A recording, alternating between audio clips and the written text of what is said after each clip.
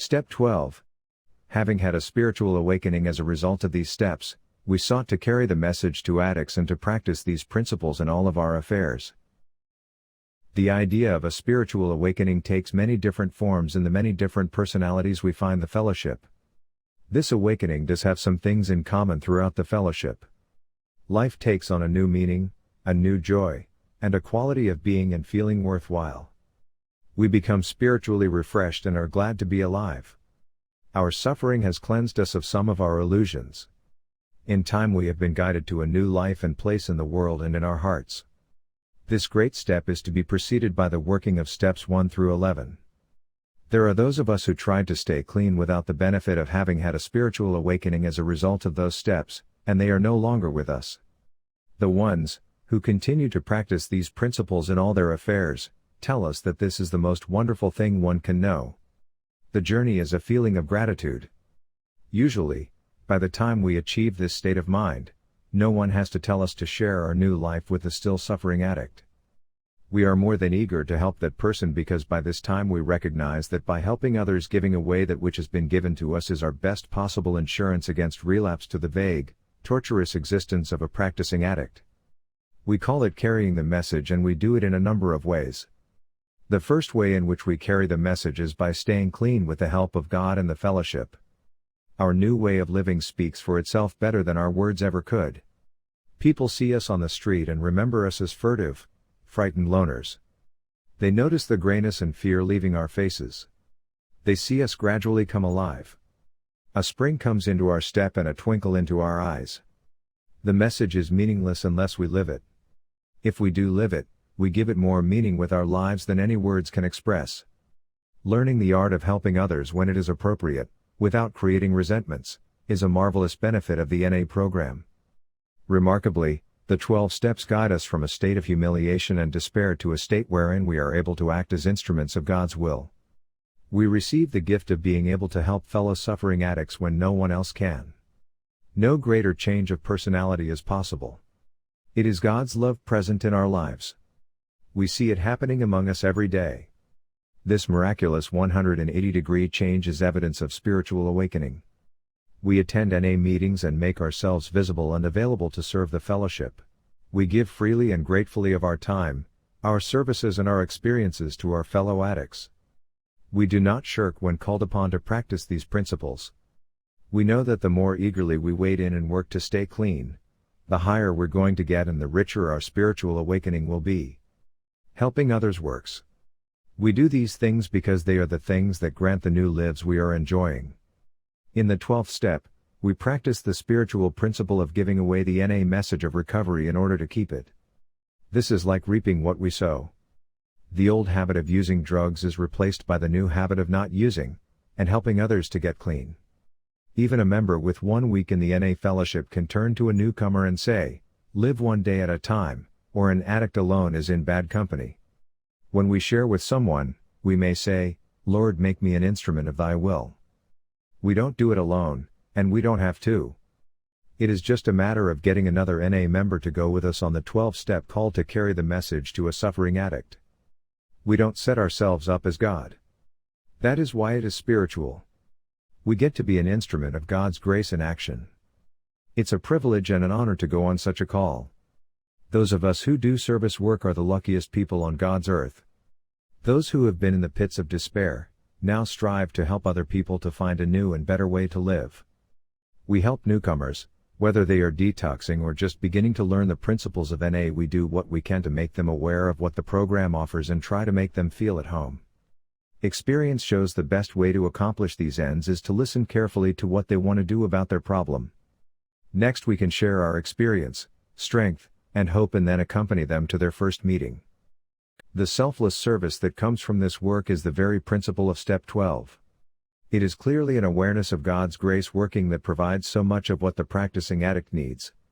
Just as the grace of a loving God was given to us, we now have the opportunity to share this gift with others.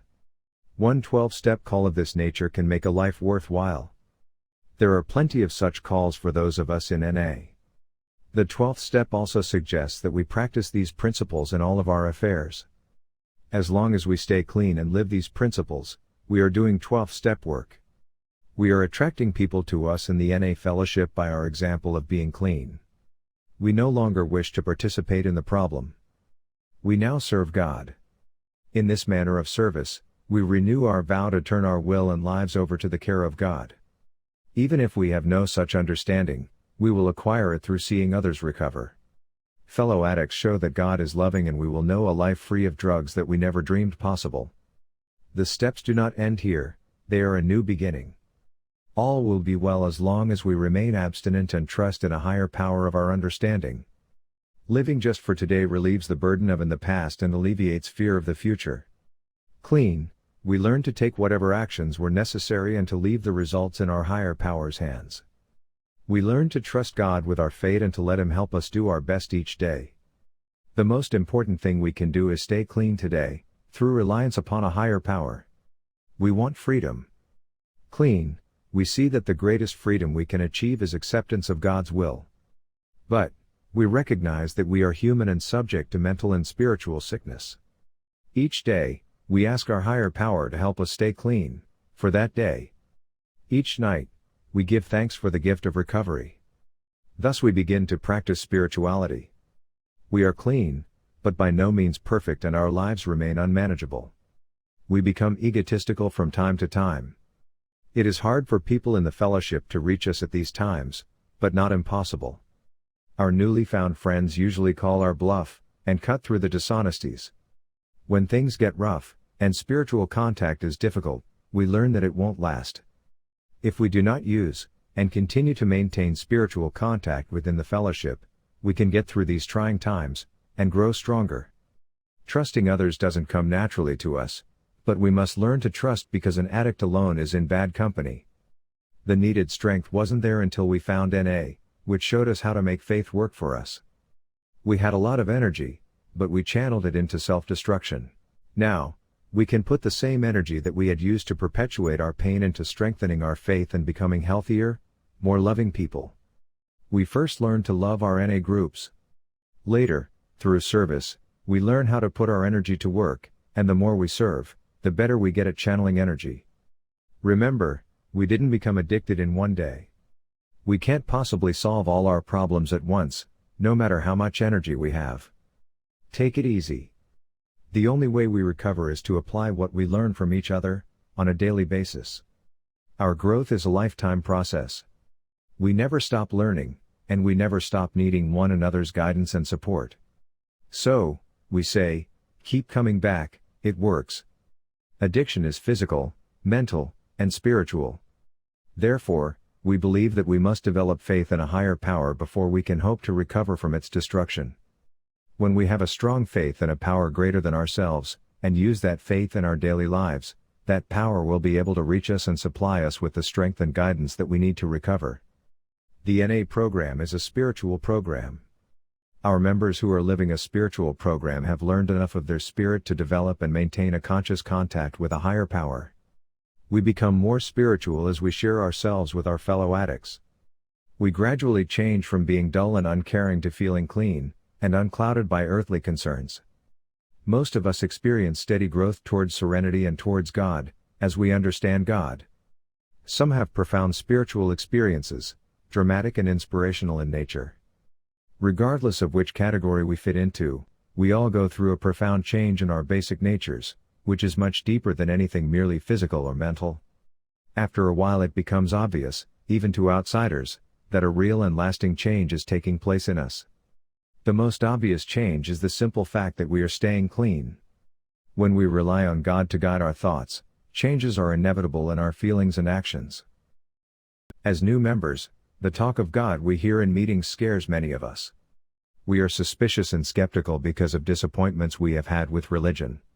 We assume that someone will try to take away our freedom to believe as we choose. That is not the case. Spiritual and religious freedom is one of our most basic principles.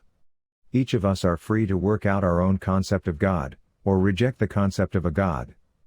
We each build our relationships with our higher power in our own way in our own time. Many of us come into NA as atheists or agnostics. Some of us come in as religious fanatics. Nobody is here to correct or change one another. We operate in an atmosphere of complete acceptance and respect for one another's beliefs. We try to avoid the arrogance of self-righteousness, because it is one of the deadliest forms of self-deception. Even though we avoid pushing any ideas on anyone, we do suggest, strongly, that each person make an honest attempt to find a power greater than themselves. From our experience, we have found that addicts who stay clean, find and develop a relationship with a higher power. We are taught to act as if we believe in God, by applying spiritual principles and practices to our lives. 3 musts are honesty, open-mindedness, and willingness to try. Agnostics and atheists generally start out by just talking to whatever's there. There is a spirit or an energy that can be felt in the meetings, and it is sometimes the newcomer's first perception of God. This spirit, or whatever it is, relaxes and helps us to get honest with each other. We let go of our egos and learn from our fellow addicts. Honest sharing speeds our recovery and makes us believe that this power is taking care of us, and working for our good. We no longer blame God and others for our problems, and see that our problems have been of our own making. After we accept that we created our own hell and that there is a God that wants to help us, we begin to make progress in solving our problems. Through open-minded effort, we act our way into right thinking, letting our higher power find us, rather than searching for God with only our minds. We come to rely on a growing daily relationship with a God of our understanding. One way to develop our conscious contact with God is to make up a gratitude list, count our blessings and thank our higher power for them. Another way is to practice accepting conditions as they are, and trusting that they will improve if they're supposed to. We do these exercises several times a day, until they become a routine part of our lives. In this way, we begin to face life on God's terms, and that gives us the necessary sense of peace for us to live clean successfully. We must reevaluate our old ideas, so that we can become acquainted with the new ideas that lead to a new way of life. We cannot throw out old ideas without replacing them. We believe that the old self-destruction and self-centeredness can only be replaced with spiritual principles.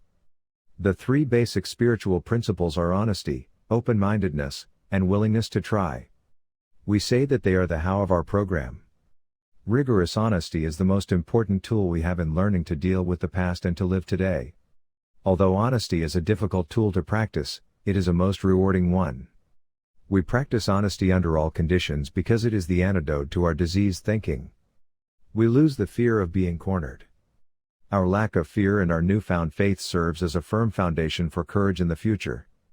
Being honest is not a natural thing for us to do. We don't expect to practice total honesty in all things overnight. It is a gradual process in our daily living. The situations that seem hardest to maintain our honesty have produced the most rewarding results.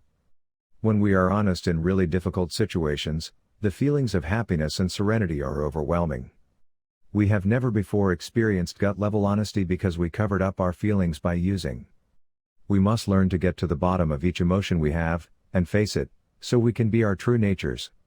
Our lives become so much simpler, when we get to know ourselves. Cash register honesty is a good beginning in developing self-esteem. Self-esteem is based on facing and living by the truth. When we honestly evaluate what we really have, we can learn to appreciate it. The gifts of recovery are things that we can carry with us everywhere. Managing our own lives got us to the program of Narcotics Anonymous. What we knew about living when we got here had almost killed us. We came in sick people who knew very little about how to be happy and enjoy life. Complete open-mindedness is necessary for us to learn a new way of life. Being open-minded allows us to hear something that might save our lives. It allows us to listen to opposing points of view, and come to conclusions of our own.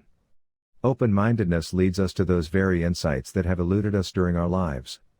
It is this principle, open-mindedness, that allows us to participate in a discussion without jumping to conclusions or predetermining who is right and who is wrong. We no longer have to make fools of ourselves by standing up for some non-existent values. We have learned that it is okay to be ignorant, for when we are ignorant we are teachable and can learn how to live our new life successfully. However, open-mindedness without willingness will get us nowhere. We must be willing to go to any lengths to get our recovery. We never know when the time will come when we must put forth all the effort and strength we have to stay clean. Honesty, open-mindedness, and willingness to try, work hand in hand. The lack of one of these principles in our programs can kill us.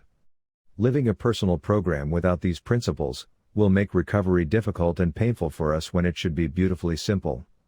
Remember too that how our spiritual principles, which mean that they can be relied on to get us out of trouble that dishonesty, closed-mindedness and unwillingness got us into. If it were not for this program, we would be dead. This program is a vital part of our everyday living. We go to any lengths to help this fellowship and it helps us. If you come to Narcotics Anonymous to use people to help you continue your habit, then we cannot help you. We cannot play dishonest games anymore. A closed mind is a barrier against any change. On the other hand, a spirit of open-mindedness, coupled with an admission of powerlessness, seems to produce a positive change when asking for help. If you have a drug problem and are willing to try it our way, we will share with you how we stay clean. In this fellowship, the importance of togetherness is expressed by some sayings: united we stand, divided we fall, and I can't, we can. These slogans tell us that if we don't stick together and help each other, then we will surely die. We have a deadly disease that before coming to the program we did not know about. We were in the depths of despair, degradation and lost in a destructive chaos. We came in puking, sweating and shaking. Some of us stayed. Was it through our own merit? We think not. Our way got us here. Recovery was done through the help of others, the tools they shared with us, and a higher power. From the isolation of our addiction, we were thrust into a fellowship of people with a common bond. Addiction, NA, is like a lifeboat in a sea of isolation, unwillingness and chemicals. We share the good times and the bad, victories and failures, all without defeat as long as we don't pick up the first fix, pill, drink, or joint. We get all our faith, strength and hope from people sharing their recoveries. We usually react angrily as recovering addicts if anyone tells us what to do. In NA meetings, we share what it was like in our practicing addiction, our suffering that brought us to the turning point, and how we stay clean today. By telling our own story, someone else is bound to be suffering from a similar problem, and our experience tells them how to deal with it. What works for one might work for another. Most addicts are able to accept this type of sharing, even from the very beginning. In time, we have a new source of strength that will guide us in our recoveries. By sharing in regularly scheduled meetings and one-on-one with recovering addicts, we learn that part of our approval-seeking behavior helps to keep us clean. Meetings are an important part of recovery. Those who attend meetings regularly and work the steps stay clean. We need the approval of people around us. Attending meetings encourages us to stay clean and reminds us what it was like to be a newcomer, and reinforces how progressive the disease of addiction is. This force in the meetings isn't just the people there, but also something within the people. We return to these meetings, and use them like medicine in the form of unconditional love. A meeting is like a fence around our clean time. It protects us during all of our recovery. At first, the members in the meetings helped us through our remorse and self-pity by accepting us just the way we were and showing us the necessary care and love to begin to live clean. By returning to meetings, we came to believe in a loving God as He expresses Himself in the group conscience, that continues to save us from our addiction and help us in our daily living. Finally, throughout our lives, we surround ourselves with fellow members who continue to let us know we can count on them. One of the advantages of the NA program is that it places us in an intimate, regular contact with recovering addicts who can most understand and help us in our recovery. Our experience is that those who begin sharing innermost feelings, emotions and thoughts with other recovering addicts, rather than giving a drug history, tend to make more rapid growth. When we tell our stories, whether one-on-one or in groups, we can get out of the superficial personalities we thought other people believed us to be. Only another addict can understand and accept us as we are. We recover through this process. The steps guide in the meetings give us the opportunity to say and hear thoughts and feelings that would otherwise be held in. On the outside world, a lot of the rules that apply will not work with our new life in the fellowship. Expressing our need for help at the time of crisis seems like a logical thing to do, but we are sometimes illogical. To us, at first, it feels like insanity to give another person knowledge of our pain. As we become more closely involved with others, we will learn to share our pain and it will lessen. Part of the horror of addiction is being cut off from this human experience. Our fears and guilt kept us from receiving the benefits afforded to everyday people.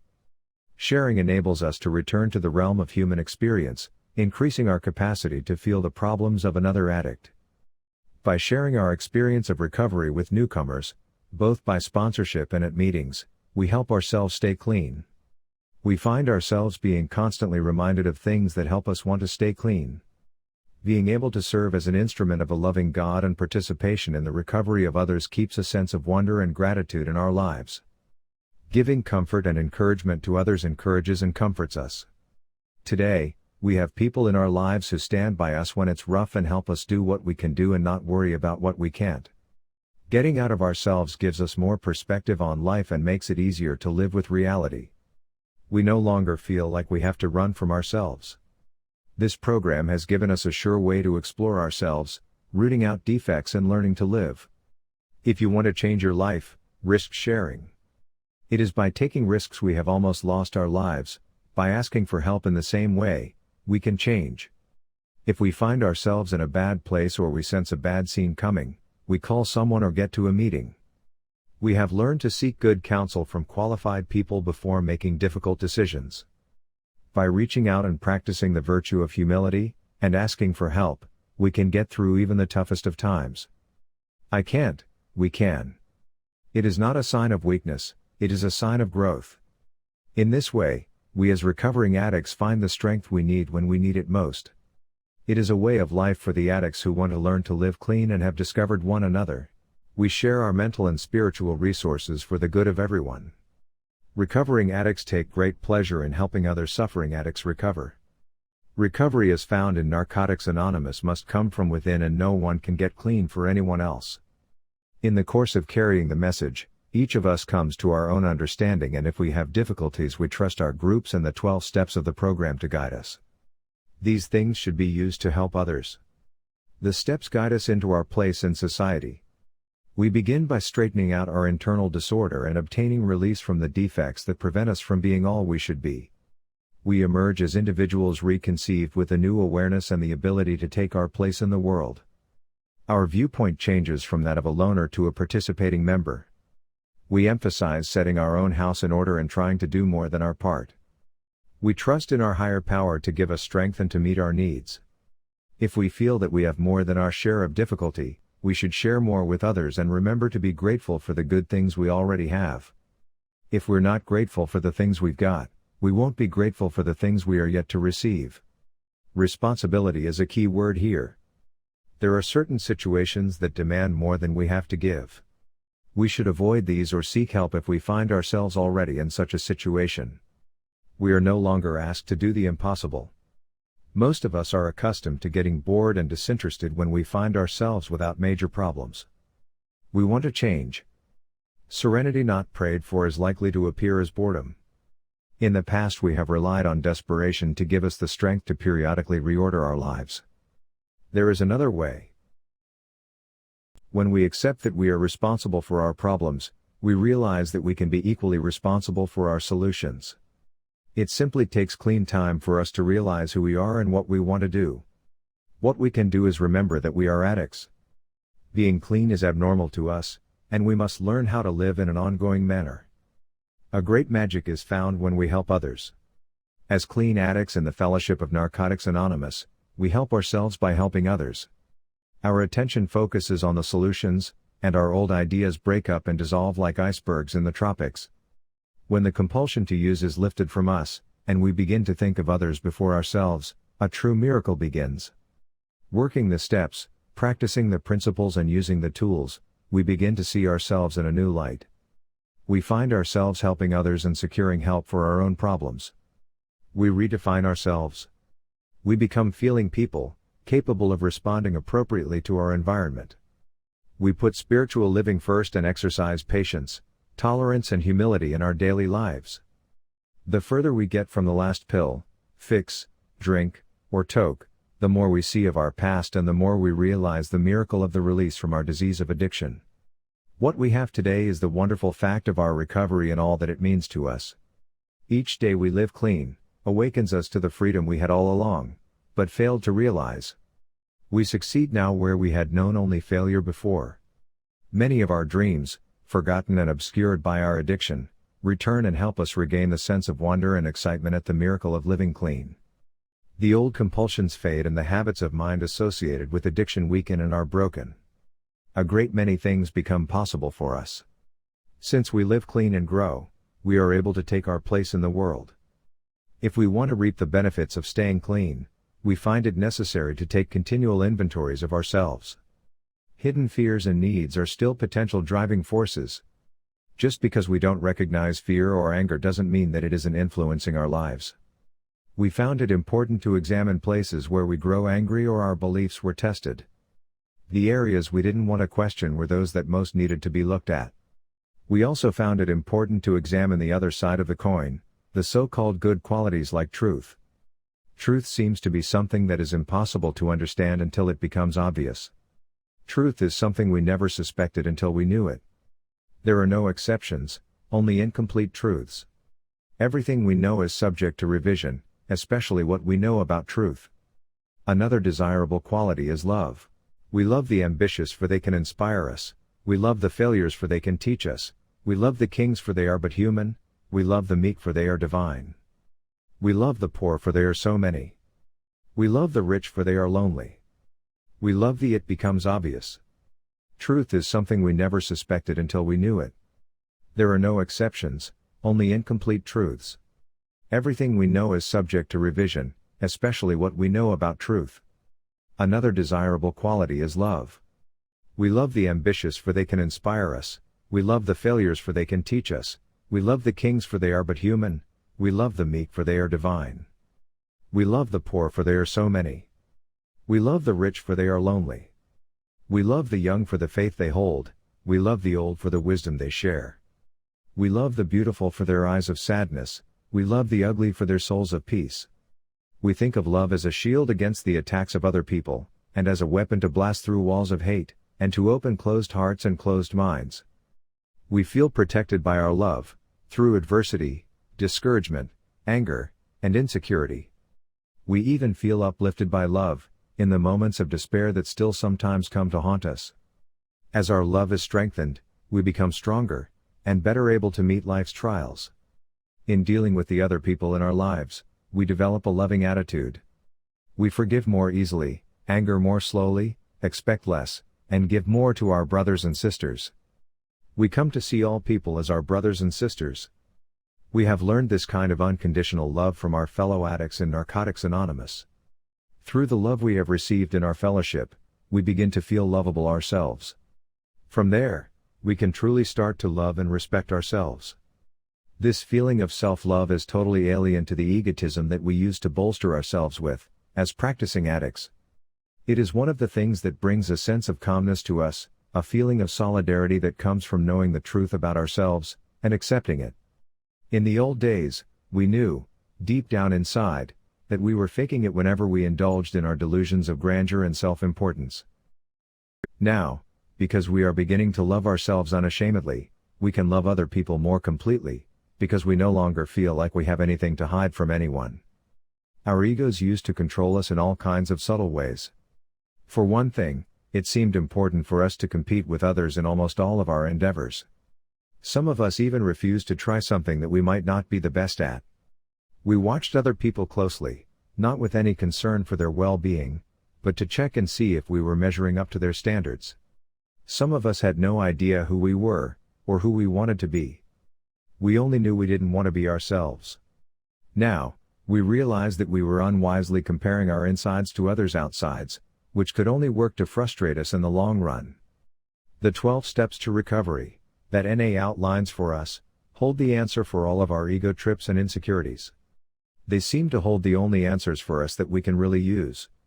In living these steps, we first begin to let go of old egotism. We then open up to a higher power, so that we will lose all fear of facing ourselves and of facing other people. Eventually, when we sincerely use this program of action in our daily lives, we will be able to face our higher power, ourselves, our loved ones, and even the cold, cruel world. We develop a solid base to work from, which assures us that we can go anywhere and do anything, with complete assurance that we can handle whatever we have at hand. With that kind of attitude, we have a real basis for living happily, and we are able to really be of help to the addict who is still suffering. The 12 steps led us to a point of recovery that seemed to make the world change before our eyes, for the better. By practicing the NA principles in all our affairs, we attract other addicts to us, addicts we are now capable of helping. Humility is a word that now loses its old negative connotations for us. In the days of our active addiction, we were humbled by the behavior patterns of getting and using. We learned to place ourselves last, and the addiction first. In a way, how we live now is similar to that. We place our recovery first and our own petty desires and egos last. We begin to actually want to do what is best for all concerned, especially in our NA groups.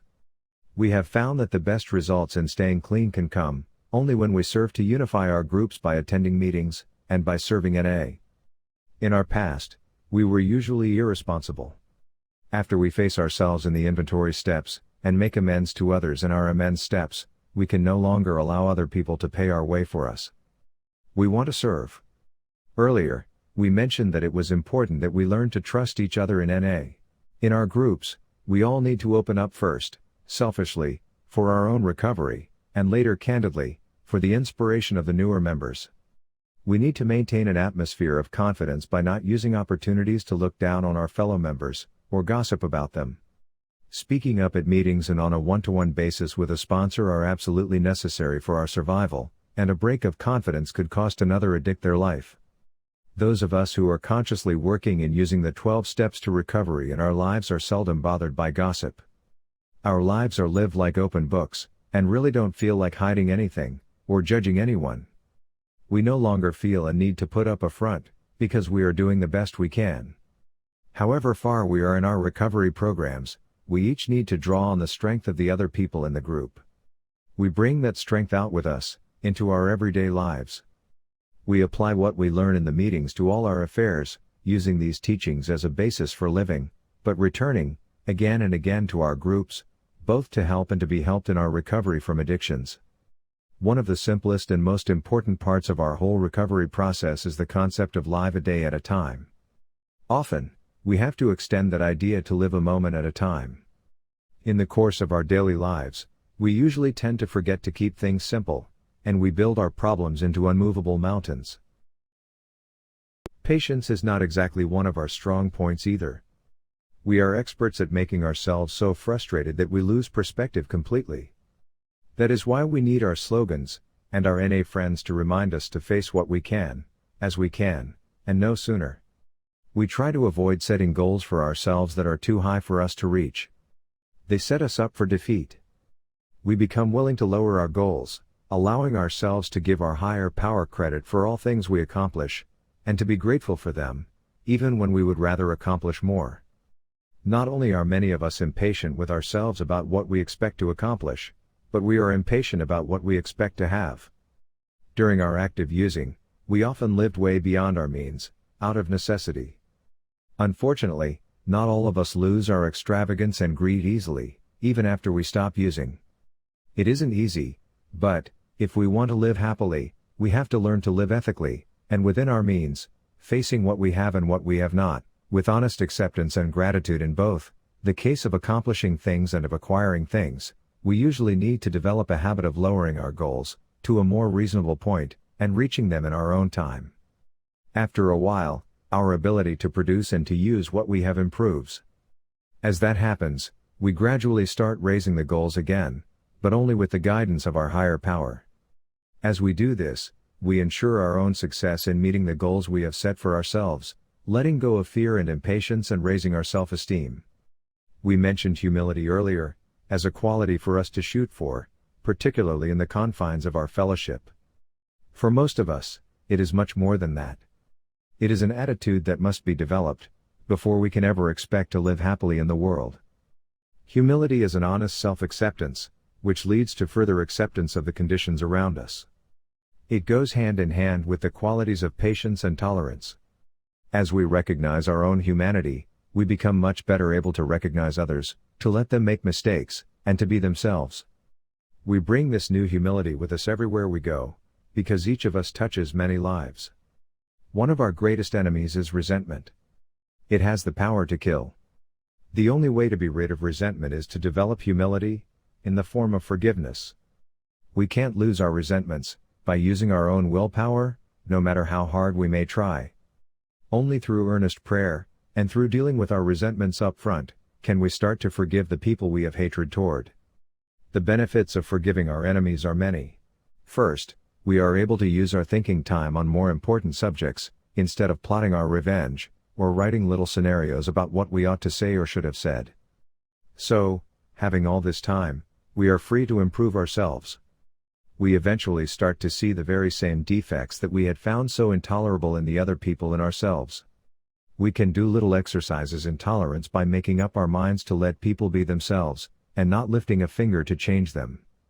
Sometimes, the best revenge we can have over a manipulative or unpleasant person is in not allowing them to pull our strings by making us react unkindly to them.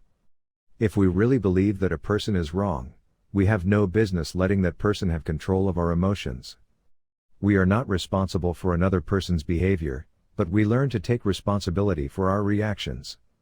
Remember, we can't change other people. We can, through the program of Narcotics Anonymous, change ourselves. We have just been talking about the qualities of patience, tolerance, and humility. We also mentioned acceptance. Actually, all of the first qualities mentioned are mere aspects of acceptance. Those are the main ways that we use acceptance in our lives. But, acceptance goes forward, to the new member that comes into our fellowship. Alienation and isolation are symptoms of the mental part of our disease. To the practicing addict, life is just a movement between connections and oblivion. Normal concerns are pushed to the side, as the disease progresses. Our behavior confounds our friends and relatives, so we seek the company of the only people who understand us, our fellow addicts. As the drugs consume our physical reserves, we pass into the desperate state where getting and using is our main activity.